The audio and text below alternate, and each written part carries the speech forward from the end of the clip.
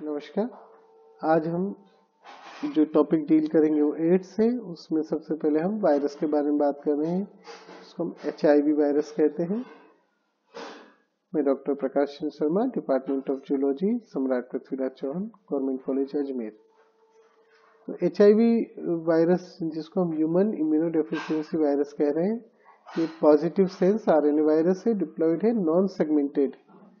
ये retrovirus family का lenti virus है। याद रखिए, ये कैंसर कोज नहीं करता, नॉन ऑन्कोजेनिक है। तो जो HIV वायरियन जो है सिंगल, उसके अंदर हम देखें तो वहां पर आपको इनवेलप्ड ट्रंकेटेड कॉनिकल शेप का कैप्सिड दिखाएगा, दिखाई देगा।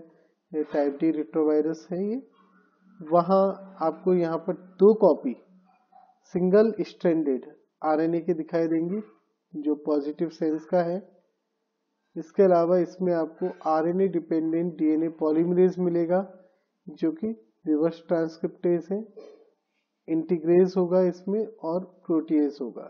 ये एक वायरियन का ये स्ट्रक्चर है। जहां आपने ये देखा, ये बाहर की तरफ प्लाज्मा मेम्ब्रेन है, जिसके बाहर आपको docking protein GP120, trans membrane protein glycoprotein GP41 ये इन्वेलप पे दिखाई दे रही है। अंदर आपको रिवर्स ट्रांसक्रिप्टेज और 2 कॉपी में ये आपको सिंगल स्ट्रैंडेड 2 कॉपी में RNA मॉलिक्यूल दिखाई दे रहा है, और ये एक कैप्सिड है। ये स्ट्रक्चर आपको दिखाई देंगे इसके अंदर। मेन जीन्स की हम बात करें तो कुछ स्ट्रक्चरल जीन और फंक्शनल जीन है। स्ट्रक्चरल जीन की हम बात करें तो सबसे पहले नाम आएगा गैग। गैग मतलब ग्रुप स्पेसिफिक एंटीजन। तो यहाँ G से आया है ग्रुप एंटीजन गैग। तो यहाँ ग्रुप स्पेसिफिक एंटीजन में यहाँ 3 प्रकार के आप देखेंगे: P24 जीन प्रोडक्ट, P7 और P9 और P17। P24 जो है जीन प्रोडक्ट प्रोटीन है, ये कैप्सिड प्रोटीन फॉर्म करता है। P7 और P9 का जो उत्पाद है वो है कोर न्यूक्लियोकैप्सिड प्रोटीन, और P17 का उत्पाद है मैट्रिक्स प्रोटीन, जो कि इन्वेलप को स्टेबलाइज कर रहे हैं। जैसा कि आपने डायग्राम में भी देखा था, इन्वेलप के जस्ट नीचे की तरफ मैट्रिक्स प्रोटीन थी। सेकंड स्ट्रक्चरल जीन है जो कि पॉल कहलाता है। ये पॉलीमराइजेशन से आया है टर्म। तो पॉल में अगर आप देखेंगे तो इसमें जीन प्रोडक्ट बनता है जो एंजाइम, वो है रिवर्स ट्रांसक्रिप्टेज, जिसका फंक्शन होता है double stranded dsDNA provirus produce करना। दूसरा इसी से जो प्रोडक्ट है वो है integrase.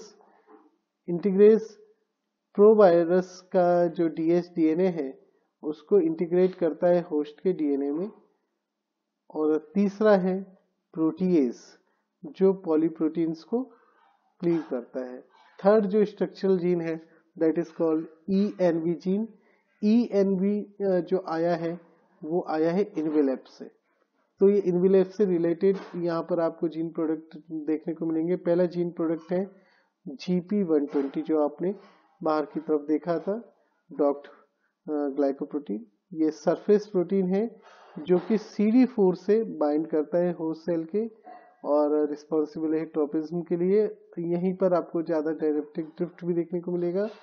GP41 trans membrane protein है जो कि सेल फ्यूजन में काम आता है। इसके अलावा कुछ रेगुलेटरी जीन्स इसमें आपको देखने को मिलेंगे। One is LTR, long terminal repeat. LTR का मतलब है लॉन्ग टर्मिनल रिपीट। U3 और U5 DNA long terminal repeat, इनका काम है integration and viral gene expression. दूसरा जो जीन है TET से आया है। TET का मतलब है ट्रांस एक्टिवेटर प्रोटीन। तो ट्रांस एक्टिवेटर प्रोटीन का जो फंक्शन है, trans activator of transcription, up regulation, transcription को बढ़ाना। नेक्स्ट है REV, REV। REV का मतलब है रेगुलेटर वायरियन प्रोटीन। तो ये रेगुलेटर वेरिएंट प्रोटीन ये अप रेगुलेट करती हैं, बढ़ाती हैं transport of unspliced and spliced transcript to cell cytoplasm. Next है nef, negative factor. Negative factor के एक्चुअली पहले ये माना जाता था कि ये डाउन रेगुलेट करती है एचआईवी प्रोडक्शन को, जबकि अब ये माना जाता है कि ये पैथोजेनिसिटी को बढ़ाता है नेफ फैक्टर। इसके कई सारे फंक्शन है, मल्टीपल फंक्शन है, जिनमें से एक फंक्शन है टू डिक्रीज मेजर हिस्टोकम्पेटिबिलिटी जो फर्स्ट है उसका इन्फेक्टेड टी सेल पे अटैक को। तो ये इसका जीन का पूरा मैप है, ये आप देख सकते हैं, जहां पर structural genes like gag, Paul, ENV और अन्य सारे यहाँ पर ये इसके फंक्शनल हैं।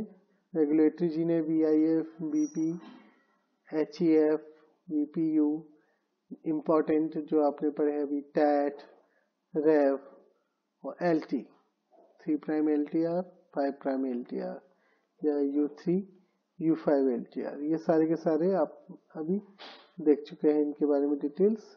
पैथोजेनिसिटी की हम बात करें तो सबसे पहले जो सरफेस GP120 है HIV का, वो बाइंड करता है CD4 सेल, CD4 मार्कर के साथ, जो कि T हेल्पर सेल पे पाया जाता है, मैक्रोफेज पे और माइक्रोग्लिया पे पाया जाता है। इसके बाद में GP141 की मदद से इसका अपटेक होता है सेल के अंदर और ये अपना एनवेलप छोड़ देता है, जो RNA है वो अनकोट हो जाता है। नाउ RNA जो है वो कॉपी होता है किसके कारण? बाइडेनो एसोसिएटेड रिवर्स ट्रांसक्रिप्टेज के कारण, और अल्टीमेटली एक डबल स्ट्रैंडेड DNA फॉर्म होता है जो कि जिसमें लॉन्ग टर्मिनल रिपीट्स मौजूद होती हैं। नाउ ये जो DNA है और साथ ही साथ इंटीग्रेज है, ये माइग्रेट करता है न्यूक्लियाई में, और जो ये डबल स्ट्रैंडेड DNA है अल्टीमेटली इंटीग्रेट होता है होस्ट DNA में, और वहां पर प्रोवायरस फॉर्म हो जाता है। नाउ ये जो प्रोवायरस है ये होस्ट DNA में ही बना रहता है और होस्ट की सेल के साथ ही ये मल्टीप्लाई होता रहेगा रेप्लिकेशन के साथ साथ। Now rate of viral replication जो है वो उसकी जो है रेगुलेट होता है कई रेगुलेटरी प्रोटीन्स की एक्टिविटीज के कारण, जिसमें टैट, रेब और नेफ शामिल है। यहाँ पे आपको जैसा मालूम है ट्रांस एक्टिवेटर जो है ऑफ ट्रांसक्रिप्शन TAT, वो अप रेगुलेट करता है ट्रांसक्रिप्शन को, और जो रेव है वो रेगुलेट करता है ट्रांसपोर्ट ऑफ RNAs को टू साइटोप्लाज्म।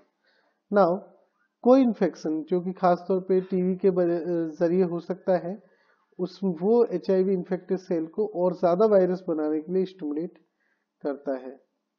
नाउ जो ट्रांसक्रिप्शन है उसके जरिए single stranded plus sense RNA और ज्यादा बनते हैं, जिनमें से कुछ स्प्लाइस्ड होते हैं और कुछ इंटैक्ट रहते हैं।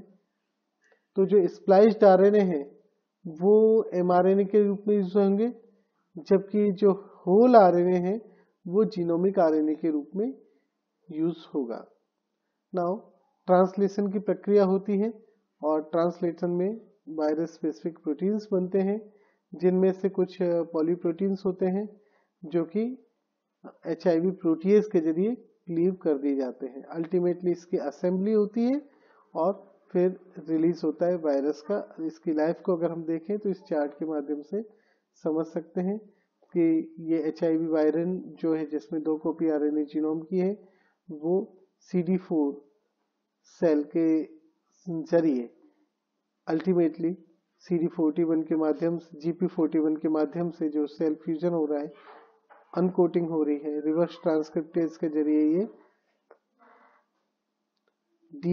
DNA में कन्वर्ट हो गया। उसके बाद न्यूक्लियर इंपोर्ट हो रहा है, इंटीग्रेट होके प्रोवायरस ये फॉर्म कर रहा है।